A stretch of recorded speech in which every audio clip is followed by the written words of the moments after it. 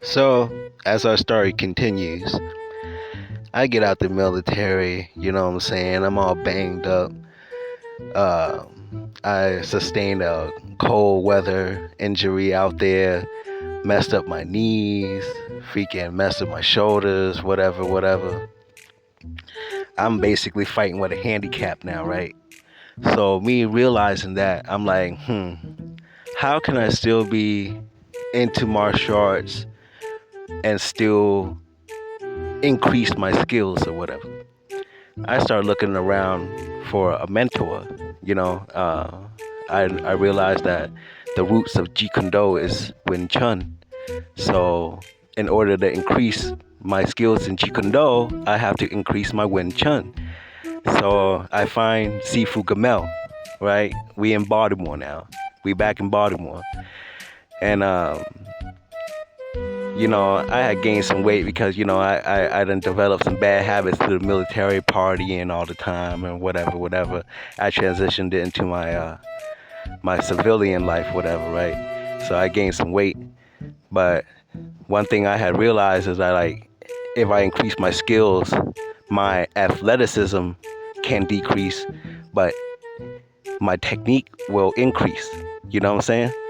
So that's exactly what I did. And I found Sifu Gamel, trained under him. He refined my structure, my Wing Chun structure. And through watching him do certain things, I low-key picked it up myself, like learning how to fight blind. I was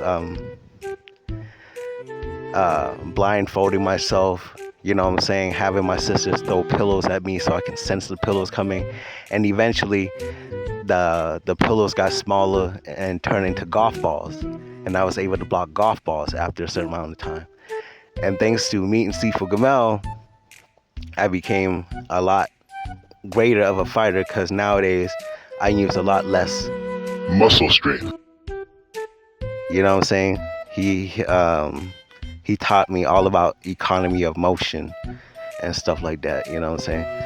And through this next sparring clip, I will show you exactly what I mean. And it's crazy how me and him met because, me and dude was friends on Facebook for years or whatever, right? And I was going to the store and to get some game leads, and he randomly popped up from behind my neighborhood and walked into the parking lot, and we ran into each other that way. And after the sparring match, we basically became god cousins off of that. And that's the beauty of the Kung Fu Brotherhood, right?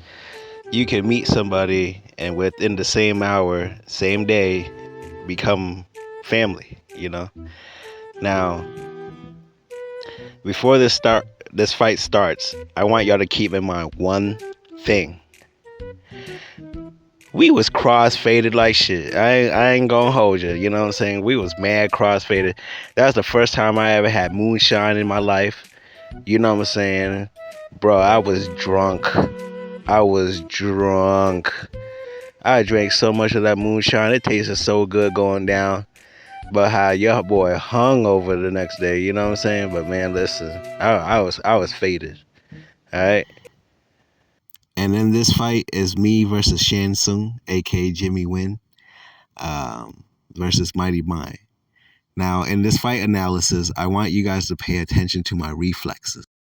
So Jimmy practices a northern style of kung fu, but I forgot what it was called, to be honest. But look at the response time. My goodness.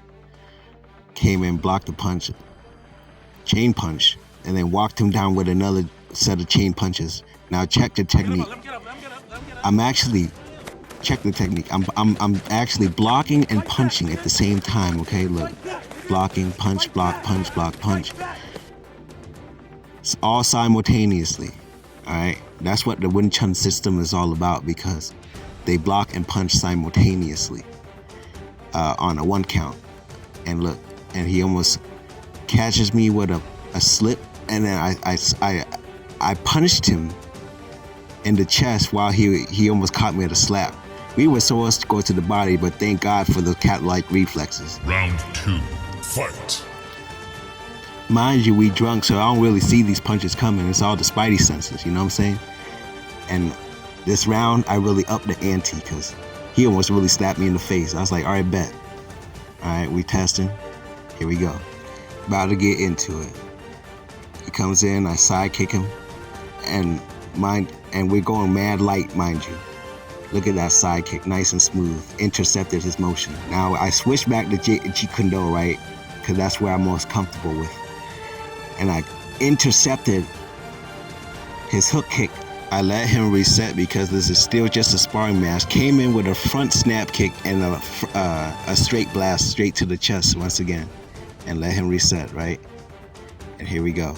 Get back into it. Front snap kick. Blocked his hook kick. Kicked him again. Alright, now some chi sao going. Alright, check it.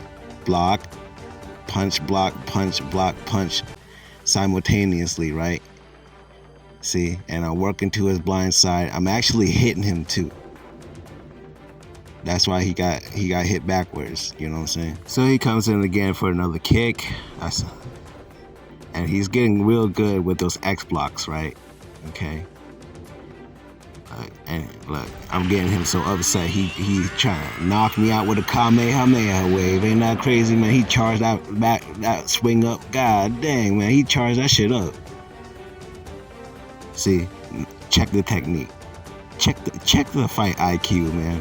I feinted that kick because he got used to the kicks, right? Came in with a freaking punch to the chest. Slipped to the side, noticed the TV, bounced my way back to the fight, you know what I'm saying, all the way from the side, didn't hit the TV, not knocked over, not a damn thing. Check the technique, check the footwork, golly. Come on, man, do you see that block? I was getting tired of him trying to hit me in the face, right, so I really cranked it up on that block and chopped the outward tendon of his ankle. And really hurt him. Look, he was trying to put weight back on to that leg and swing that leg in. Didn't work. So I noticed he was hurt and came in with a two-piece and accidentally kicked him in the nuts, and that was that. So always remember when you're sparring, you're not supposed to hurt your partner.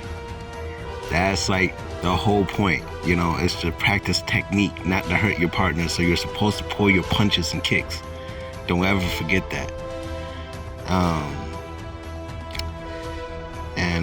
Once again, for those who are interested to join the class, you can always DM me, you know what I'm saying? Send me a message. And never forget to like and share. Share. Replay as much as possible. But even more importantly, share. The more you share, the more people will notice the class and be able to learn how to defend themselves and, you know, strengthen their mind and spirit, etc., etc.